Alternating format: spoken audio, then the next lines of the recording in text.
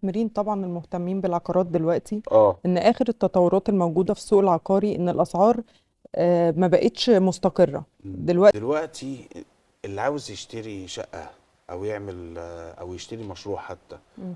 يعني هل ينصح بقى ب 2026 انه يعمل كده ولا يهدى شوية ويصبر؟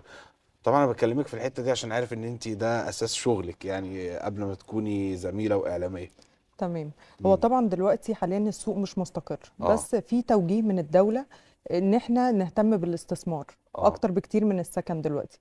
فبدأت المطورين دلوقتي تحاول تجذب العملاء بأنظمة سداد أطول، مم. بأكتر من أكتر من خطة سداد علشان يقدروا يشتروا يعني.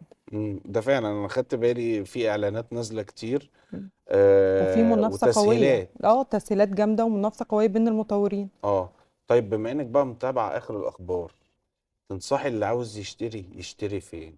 دايما ده السؤال اللي احنا بنبقى قاعدين وبتسأل قدامنا، اشتري فين؟